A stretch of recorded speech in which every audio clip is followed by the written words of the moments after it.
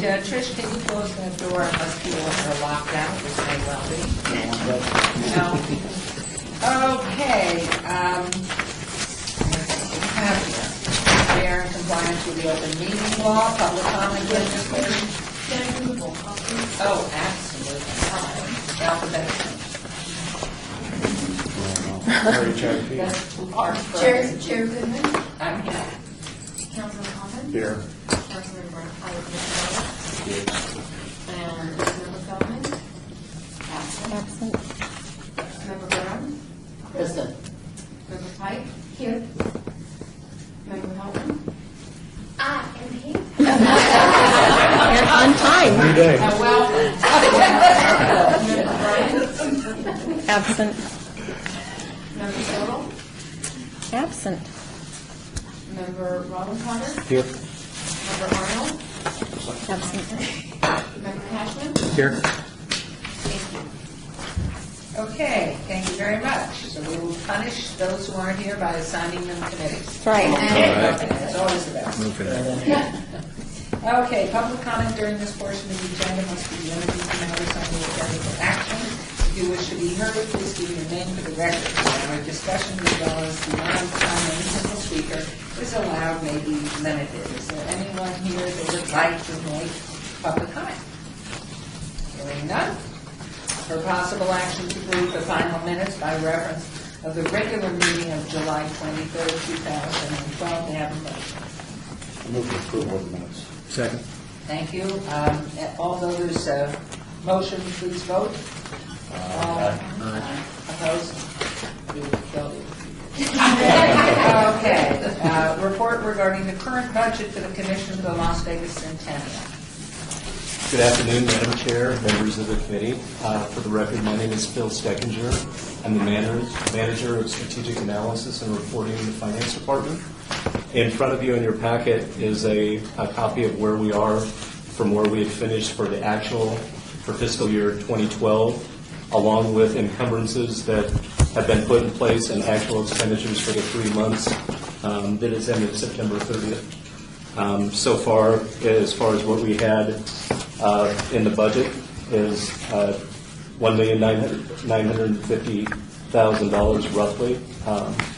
As far as what has actually been spent through the first 3 months is just over $30,000. And the main items that has been spent, at least so far for the first 3 months, is $12,156 on the Atomic Testing Museum, and that's under the grants. Under the commemorative piece, also under the grant portion, Desert Rose production expenditures of $11,490 have been spent, and the remaining pieces are somewhat small and are in the second to the right column in there, and the total is a little over $30,000. I'd be happy to answer any questions you might have.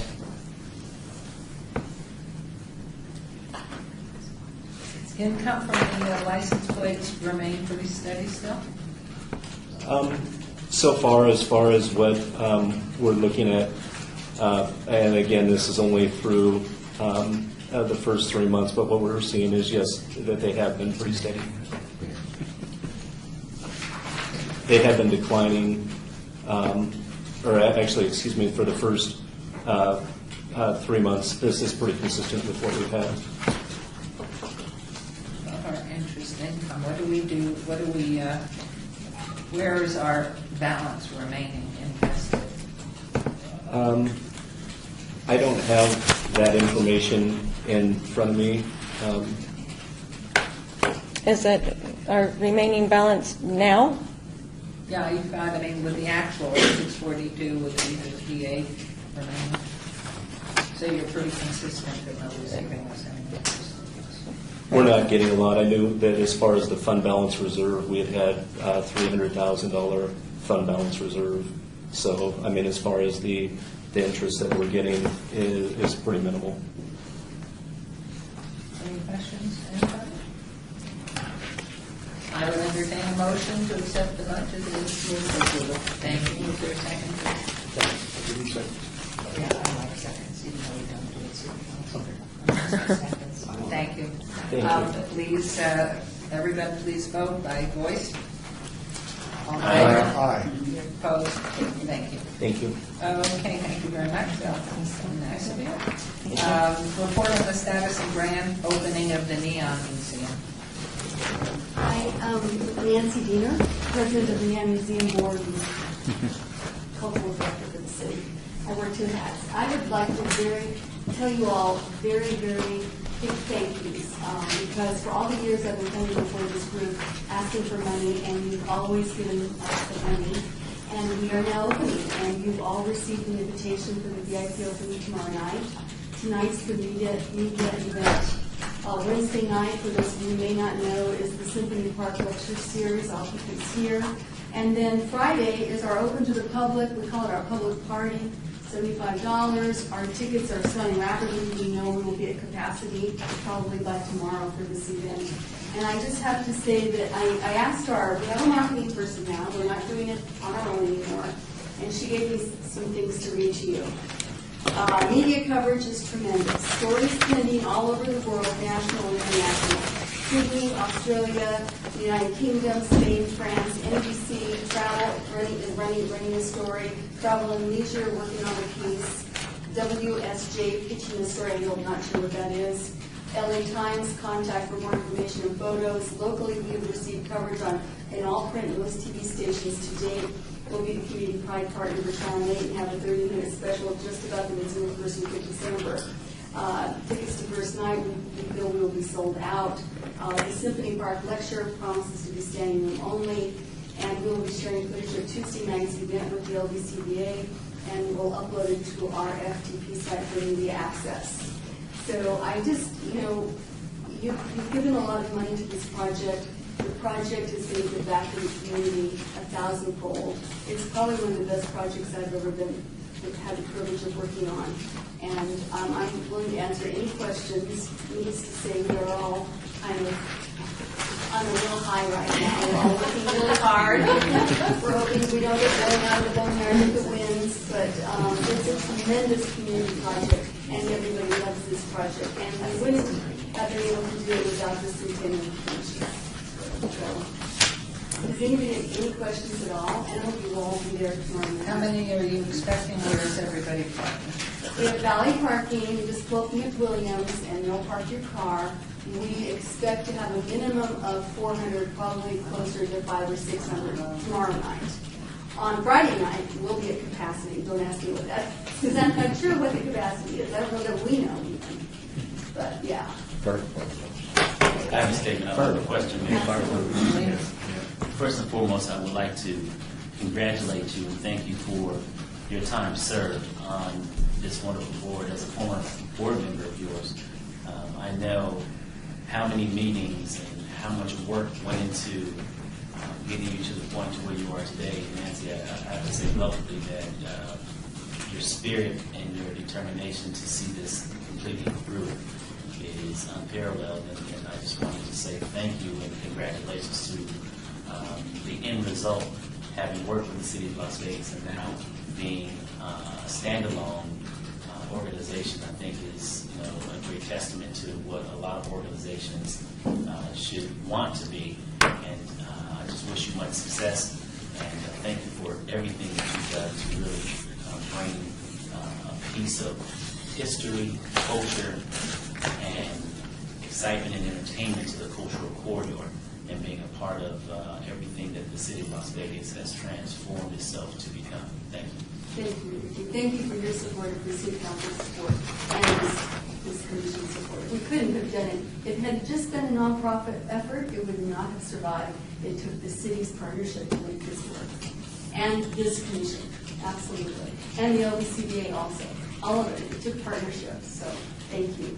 Wonderful. Hey, congratulations. Exciting. You get the Neon Museum in your town? Actually, Ricky and I got a dividing part. I get the north part on the side. Which signs do you get? Which signs do you I don't think like? I get the actual formal park. I think it's like I get the yard. He gets the park, I get the squares. Wonderful. Well, congratulations. It's very exciting. So a motion to accept the report as given by Nancy, please, someone? We accept. We don't need a motion on that. Just Oh, accept just it? report. Okay. Just congratulations. Okay, congratulations, you heard that. Okay, moving on to discussion for possible action to approve First Amendment agreement between the Commission of Las Vegas Centennial and the Historic Preservation Commission, HBC, regarding the administration of Centennial funds allocated to HBC. Who is doing on that one? Miss Courtney Mooney. I apologize, Terry. Okay, so essentially, Madam Chair and Commission, what have been happening with the historic preservation funds that we have received from the Centennial Commission is that we would receive the funds, and then the Historic Preservation Commission would have a budget, they would approve that budget, and then they would spend the funds on planning. So all of the Centennial funds that were approved for the HBC would go to planning, and we would then spend those funds on those approved projects. It was brought to our attention by City Attorney Jim Lewis that we really weren't allowed to be spending those funds directly from planning. The HPC really has no mechanism for spending the funds. So the first step in order to allow the HPC to budget and spend the funds is to amend this MOU that they have, that the City of Las Vegas has with the Centennial Commission.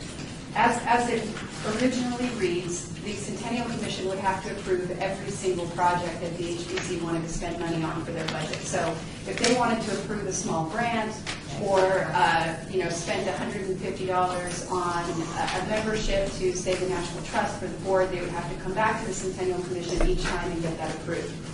So what the amendment of the MOU does is basically allows the funding that is approved for the HBC to go into a planning budget. Planning and HBC create a budget for those projects within HBC, which is also approved by City Council. And then they can go ahead and spend the money on those individual projects without having to come back to the commission for every little project. So to date, the HBC has received $150,000, and the HBC still has, they have everything budgeted, but there's still quite a bit of money left in the pot. So nobody's coming to ask for more money. We're just basically saying, amend the MOU so we can spend it without budgeting. A copy of any documentation, Courtney, or anything? We have a copy of the HBC budget. Did the amended MOU go in the packet? I haven't seen it. Okay. We need copies of this. I don't know if you want But I understand it at the same time. How much of the total money are we talking about? The HBC's received $150,000 from the Centennial Commission to date, but I think the last installment was $75,000 in 2009. And really, you just need approval to, may I? Oh, absolutely. You just need approval to spend the money without coming back to us each time you need to make an expenditure. Correct. Okay. And that's unfortunately what we've been doing, and it was pointed out to us that that was incorrect. So this is just a house cleaning discussion, right? Yeah. Well, there has to be some internal control on the amount per transaction or amount, right? It's, what had happened in the past was we received a lump sum, and as part of the MOU, a budget for those projects that was approved by the HBC was included in the MOU. So the two times that we received the $75,000 from the commission, there was an MOU or a budget attached that said X amount will be spent on education, X amount will be spent on training or whatever, but not really broken down into smaller projects. And so then what the HBC did was take that and then create those smaller projects that the money would be spent on. And so essentially, we're sticking to the budget, but just not coming back for every small item that needs to be approved or would be approved by the commission. And Courtney, when you say small, you're speaking of just... Well, some of them are literally $150 of this. Yeah. It's a nuisance. The newsletter costs about $800 every twice a year. So And then there are small grants that we take care of, Centennial applications that are $5,000 and under, so that they don't have to come to the larger commission.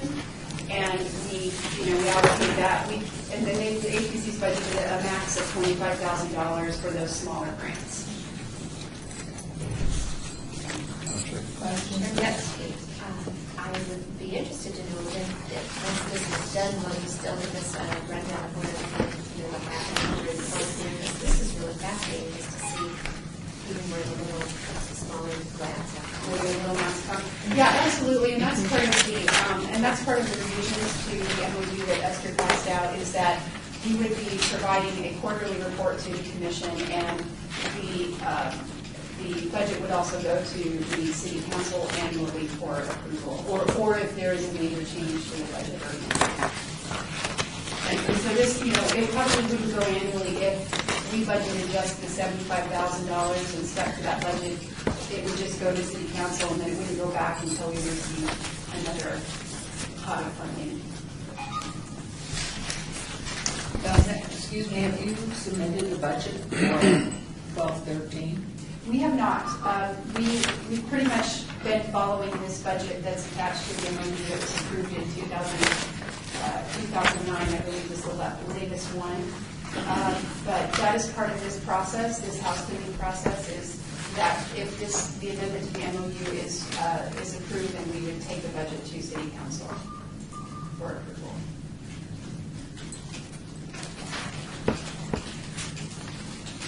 So on this one, a motion to accept the report or no need for motion? It's more than a report, but I. Approve the amendment. To approve the amendment, yes. Madam Yes. Chair, I will move that we follow the recommendation of Courtney in item number 7 to approve the item as submitted. Great, thank you. Is there a second for I this? think that'll work out. Thank you. There's a second, and all vote, please say aye. Aye. And opposed? Thank you, motion carries. Okay, not so fast, Courtney. Okay. Okay, we're going to have a report on the Victory Hotel. 307 South Main. All right. Who knows where the Victory is?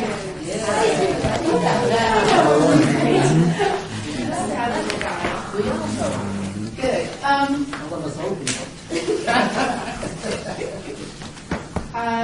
Member Coughlin asked me to provide a brief history of the Victory and kind of give a little short update on the current status of it. Anyway, what I know. The Victory is downtown on Main near Fremont Street, and it was built in 1910 or 11. It has some, this is where Bob stole all the money. I know exactly. I know. And it still is a very modest kind of mission revival style building. And it was built because at the time, the depot was at the Fremont Street, and people would get off the train depot and they would either go to two of the larger hotel casinos, well, they were casinos at the time, but the hotels, which were the Overland and the Hotel Nevada, which are now Las Vegas Club and the Golden Gate. And the Victory was kind of in this area down Main Street where some of these smaller hotels and boarding rooms and things were kind of popping up. What's really significant about the Victory today is that it is the last building of its type downtown. And it really tells that message of some of these smaller hotels that were there to serve the depot that's no longer there. So it's really part of that bigger picture that reminds us that we were a railroad town. We started from, the railroad. And the other really important thing to me about it is the canopy, because we don't really have canopies on our buildings anymore because we have air conditioning. And this is, again, one of the last buildings, probably the last building of its type that has this beautiful canopy. And the architectural design of it would allow, with the windows and doors, would allow that breeze to come through, again, prior to air conditioning. So if you kind of, by itself, it's sort of just this modest little mission revival building, but if you think about how important it is tied to the railroad, it's very significant, especially in its current location where it's right next to Main and Fremont. But it also has this really cool kind of sordid history, and we all love sordid histories, but Dan Hickey was the original owner, and he catered to this sort of rough kind of railroad crowd. and miners and maybe the occasional rancher. And so there's a lot of fighting. And the newspaper reports that in 1913 he shot someone. And I don't recall the details, but the guy lived. So that's good. The owner didn't go to prison, but there was the shooting, and then at some point it became a brothel. And in the 30s, there was possibly a jilted lover who set off an explosion in the building. There was a fire in the 20s. I used to have a bar and a restaurant, so it's got all the really good, elements to a historic building that really captures the imagination and the attention. And you can and if any of you have ever been inside, you can really kind of see all of this going on in there when you walk in, and a lot of it is still there as far as the interior finishes and architecture. So currently, the building is, and some of the buildings that on the aerial shot that I provided you guys, all of that, those properties that are in that red square are for sale. And I met with a couple maybe a month ago on site that were interested in purchasing the building, and we were talking to the owner, but I'm not really sure where those conversations have gone since that time. So that's kind of the status of the Victory right now. And again, it's kind of one of our most overlooked but really most important buildings in downtown. And it's owned commercial, and it's in downtown Centennial plan, so I think there's a lot of opportunity for development behind the building. I see where the owner of the property objected to or turned down the offer of the site becoming historical, being part of the historical registry. He says why? No. That was 25 years ago. But is there anything to benefit not being on the registry?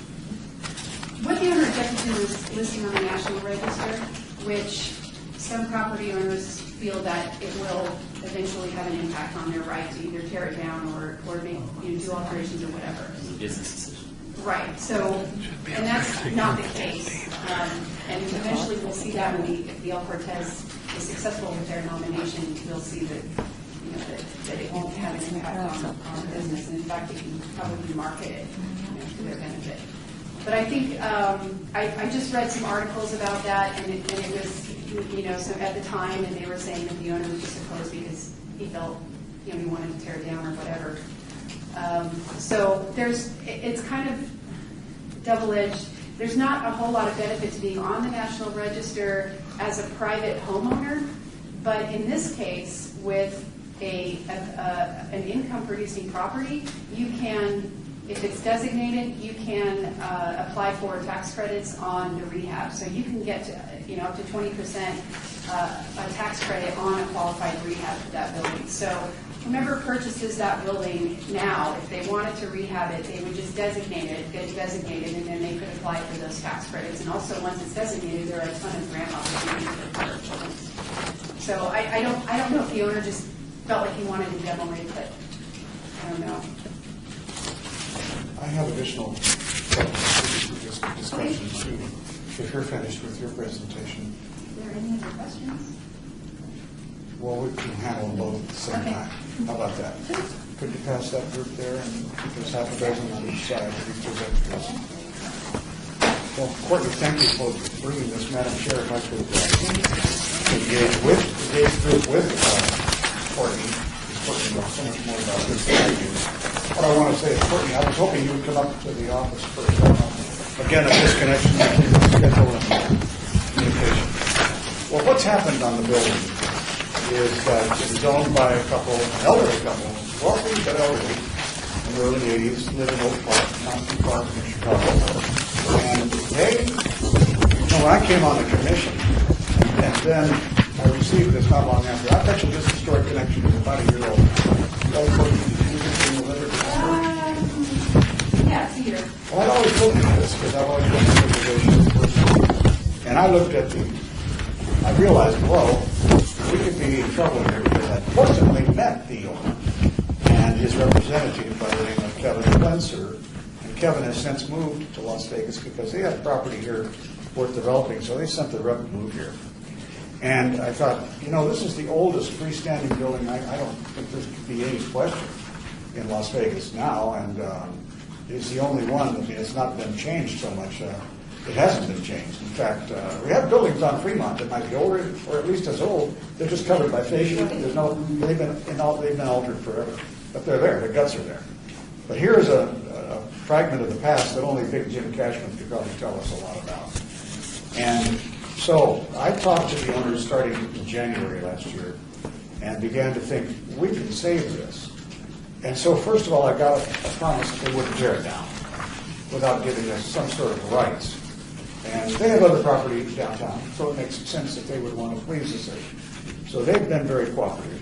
And I think in March, Bob Stovall and I and Felipe and a couple of other people went through the building, camera in hand, and so Bob is unfortunately not here. I don't know why, but in any event, he would have enjoyed seeing that we've carried on further. And so he recorded it. It's like a B-roll for future use.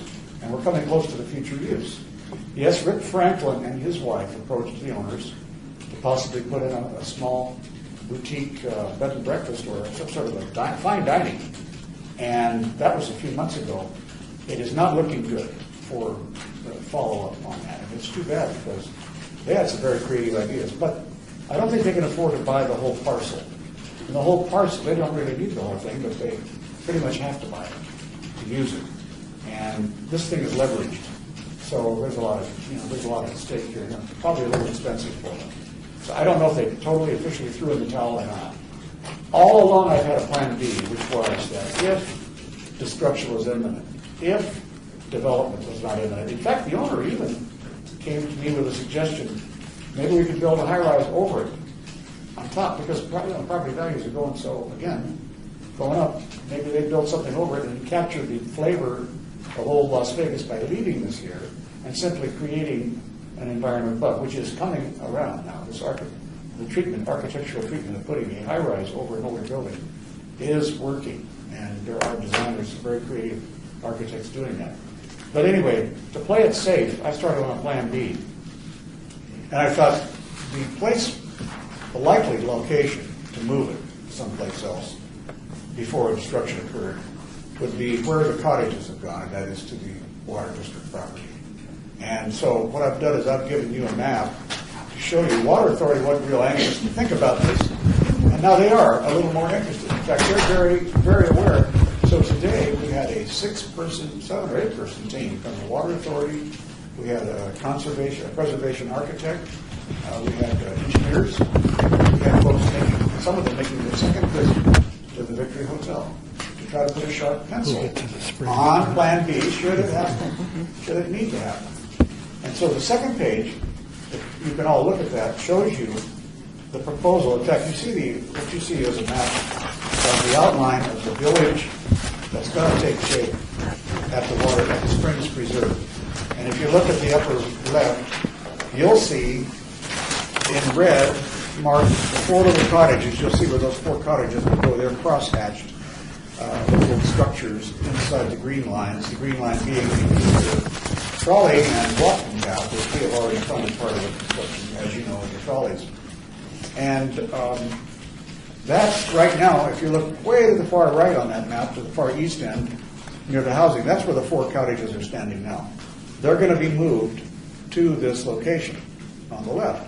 Now, if you go to the second page, you'll see a much larger scale of the potential. Here you have the 4 cottages on the west side of a little street. Call it Main, call it Fremont, doesn't matter. But it's a street.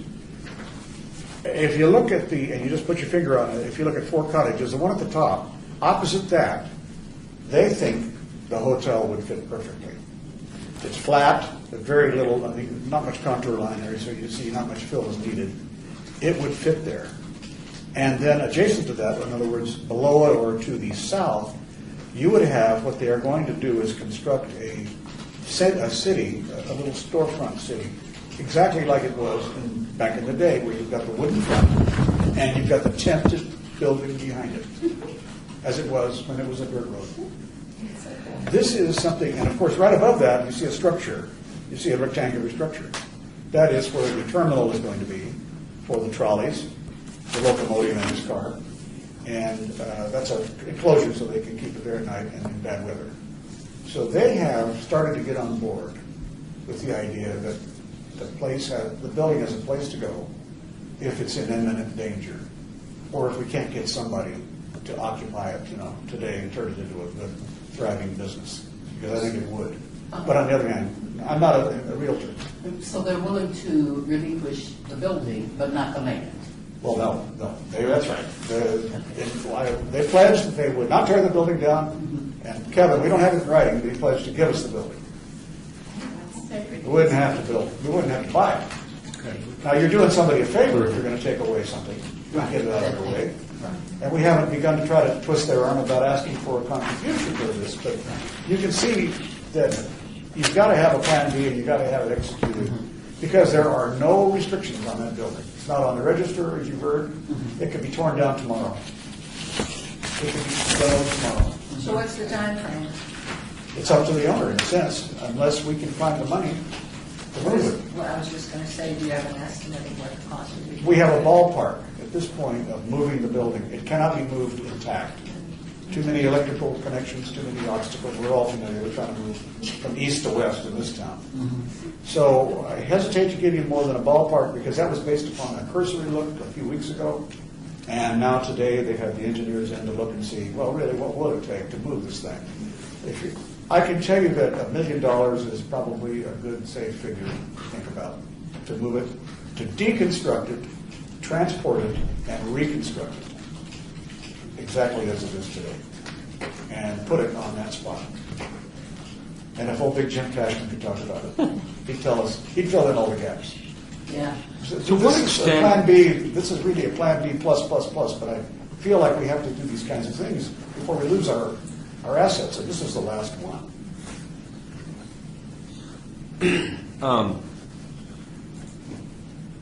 How much is the asking price of the whole parcel? I don't know, Tony. We could find out for you today. Just curious. Kevin's only a phone call away. I'd like to say that the couple that I spoke to offered them 5, and that wasn't enough. So they said it was almost there, but not quite. And I thought they had said 7, but I'm not. They'll take that to the bank. Yeah, and to what extent, Courtney, is the building in its original condition from when it was originally constructed? Some of the interior rooms have been a little bit reconfigured, but I don't think since, I think that the last major alterations to the interior were in the 20s, and then in the 40s they did some changing around. There's a lot less rooms now than there were originally. And the exterior is almost perfect. A few years ago, they replaced the windows on the side that were the original sash windows, and I think they replaced them with like aluminum sliders, but the front is all original. Yeah, the lath and plaster construction in the walls and the ceilings is intact. It's certainly nothing that couldn't be, to replace the windows is an easy thing. Everything is still there, and the wrought iron banister on the interior stairway is there. Still, it's a pretty interesting design to it too. I think field trip can be organized. Too bad. It's been inhabited every now and then. The owner is really doing his best to keep people out. He's spending money on an inspection service. I mean, on a guard service, and they're doing their best to rouse the people out of there. But there have been some close calls. There's a few places where you can see there was a fire on the floor, but it wasn't for the fact that you have plaster walls. It knocked itself down. But there are drunks, that hang out in those places. I mean, everything's been left as it is. I don't think we've ever cleaned it out. Plenty of cigarette butts on the floor in there. Yeah, I've heard it's a bit of a mess. You have to wear your waders. But it's really a disaster waiting to happen. And I think that at least it's best to have a plan. Here we have a source of money here. And if we can't find anything else, I really am going to ask the commission to support the move. However, I'm not ready to bring it. I don't think it's ripe yet, but I wanted you to know that we ought to have a plan, and this is the beginning of the plan. If you don't know where to put it, all of a sudden it has to be moved. We're screwed. So many times I've seen the last of something go, like the ice house, because the Union Pacific didn't want to cooperate with the city, so right away they bulldozed it. Well, they tried to. It took 2 weeks. So, thank you for putting it on the agenda. I would ask that you get a statement, since they own it, a written statement on a timeline that they won't bulldoze it. And so there's room to move and continue to move forward to see what options are. Would they do that? I think they would, Your Honor. If they done it orally, I don't see any reason why they wouldn't. They're really good citizens. They're good people. Yeah, they want to get along. Really get involved? You know? Oh, they're probably tapped out. Well, After the Morella house? well, and the Beckley house, and The that's the Beckley third house. house that Junior League had saved. Well, actually, fourth if you count the Whitehead house that we did lose.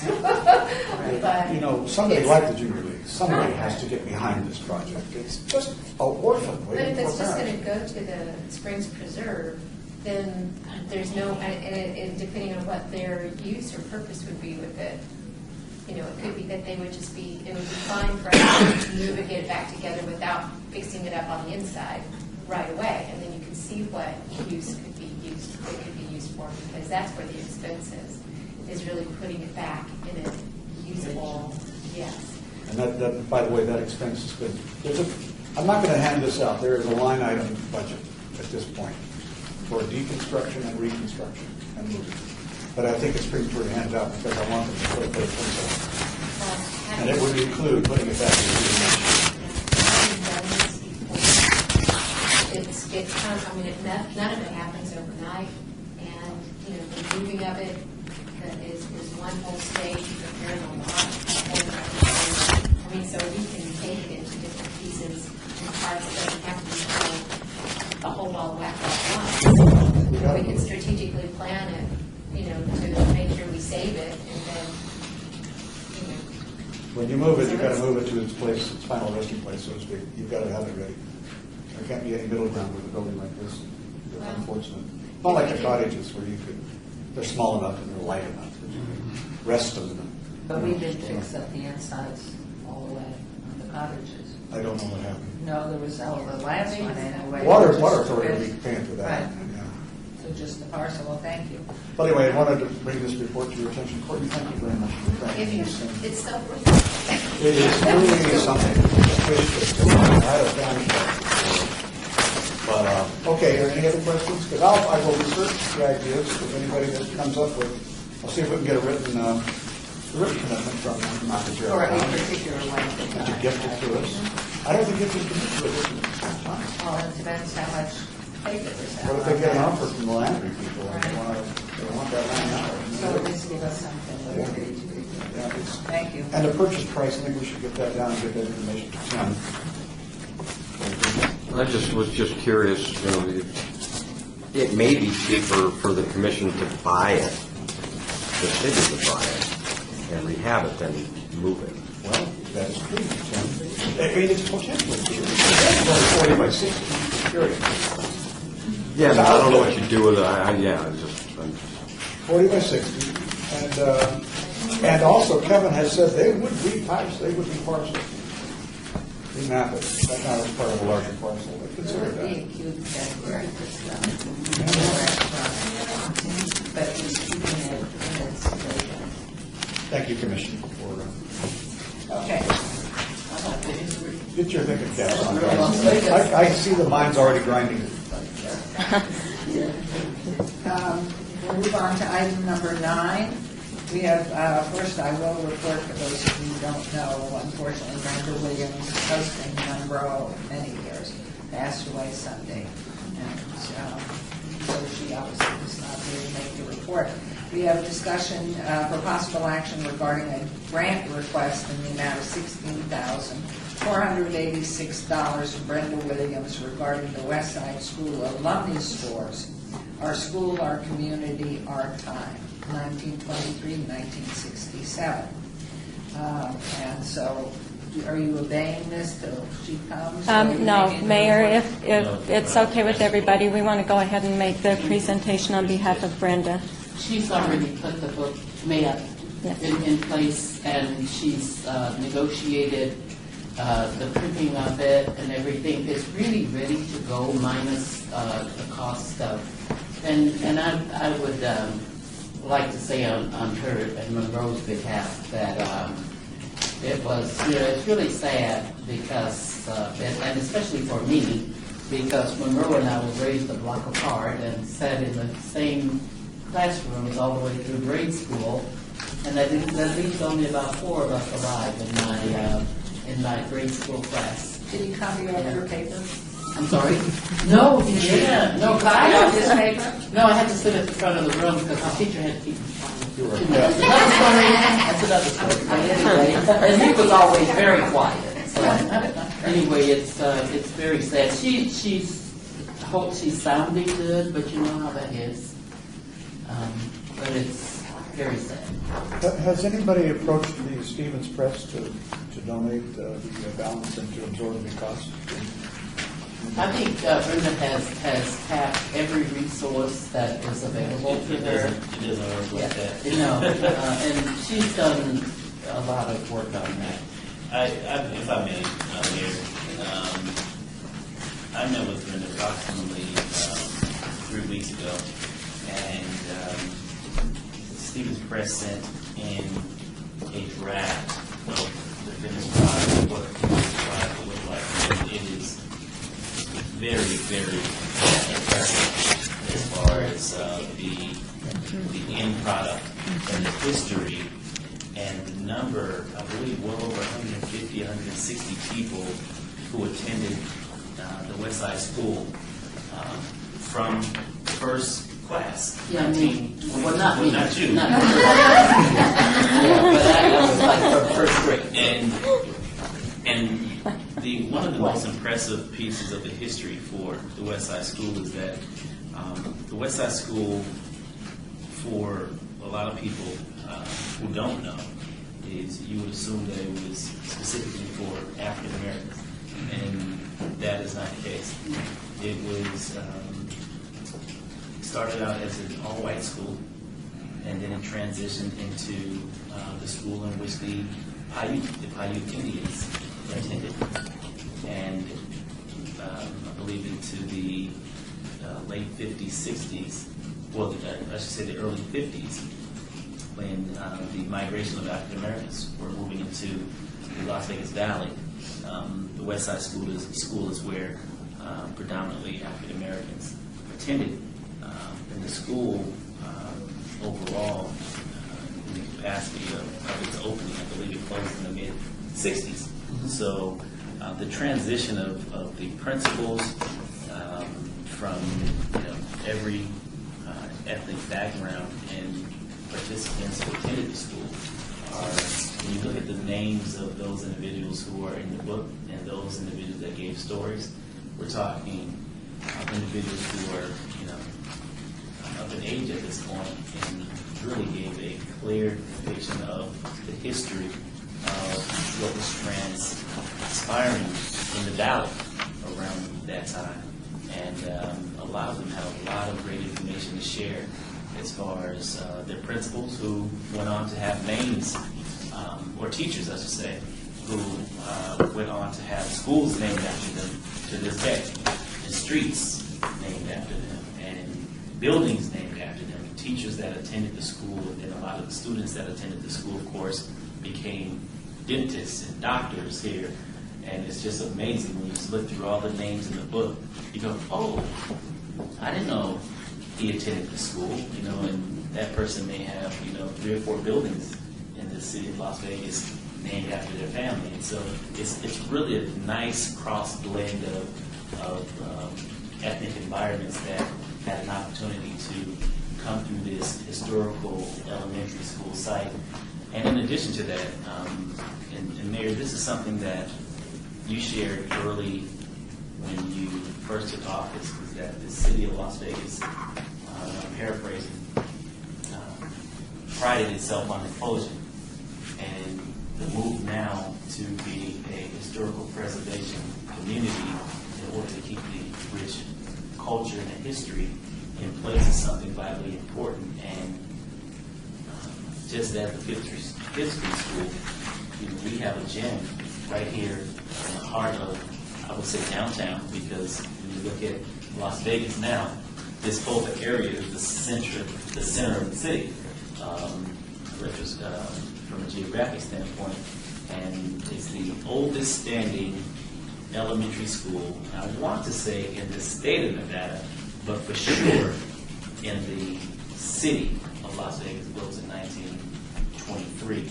Now, Courtney, we went back and forth with this because there is documentation that states that the school was built in 1922, but there's documentation that shows that it was a placard that says 1923. So I'm not sure they started to build it in 1922 and doors opened in 1923, but yet and still it's the oldest freestanding elementary school, I would say for now, in the city of Las Vegas, but I want to verify whether or not it's the state of Nevada as a whole as far as historical preservation history that we can basically put a period behind it. So that's something that I will continue to research and follow up with. So having said that, Brenda and the Westside School Alumni Foundation have been working for, has it been a couple of years now? Oh, it's been more Than that? Yeah. To pull all this history together, and the end product of what the book is going to look like is just really amazing.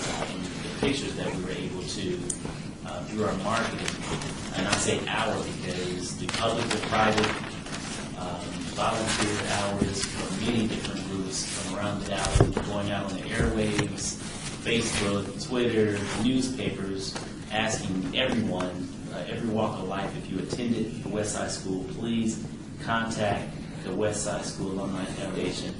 And people did in droves, and they were basically bringing in a lot of pictures, and that's how a lot of the photos actually came into play that will be shown throughout the book. And it's just amazing to actually see a lot of the pupils in those pictures who are now significant businessmen, women, and educators, and great philanthropists who are running our city today that came through the Westside School. So I just want to give you that historical backdrop on Brenda's behalf, because she, of course, will be able to articulate it in a much better format than I have been able to do today.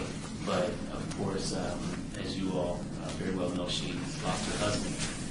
And I spoke to her this morning, and she does apologize for not being here. And I said, Brenda, you don't have to apologize for that.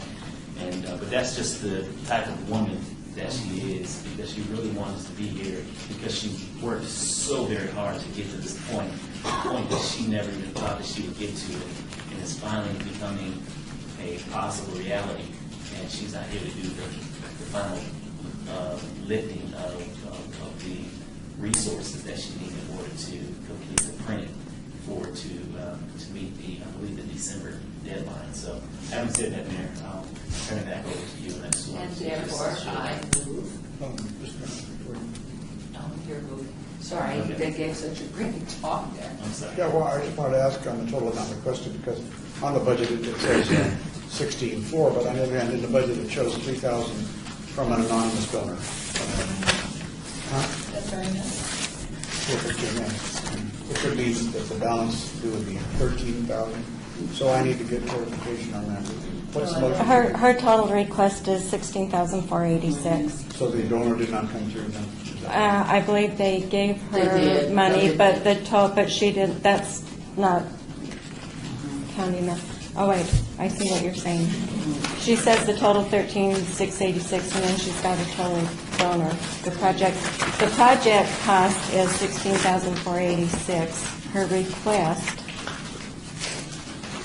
you know what, we're going to have to clarify that, because she says the request is 16,486, but her total project cost is 13,000. It looks like she's added in the 3,000. But is some payment timely, due, urgently due right now? In other words, we gotta move something? Yes. We should move at Yeah. least 13.8 and 13.6 and then see about the other three. Wouldn't it be safer, though, to move the 16,000 and deduct the 3,000 if she does get the donor? Yeah, Yeah. approve her Yeah, request amount, and then we can get because we'll get the actual receipts from the, and we'll clarify. Right, yeah, it's reimbursement, so I move that we approve Brenda's request for $16,486 pending clarification of the $3,000 donation to be deducted if she has received it. Is there a second, please? I'll second that. Okay, this motion, please vote. All right. You think we're pushing Anybody? buttons? Right, I know, my brain is pushing. I'm ready to push. Okay, motion carries, thank Post you it. very much. Post it. So you will communicate that, please, to her. Okay, public comment, citizen participation. Public comment during this portion of the agenda must be limited to matters within the jurisdiction of the commission for the Las Vegas Centennial. No subject may be acted upon by the commission for the Las Vegas Centennial unless that subject is on the agenda and is scheduled for action. If you wish to be heard, please give me your name for the record. We have a discussion on any single subject as well as a matter of time. Any speaker is allowed and we be limited. And all those people screaming in there. Yeah. So we are none.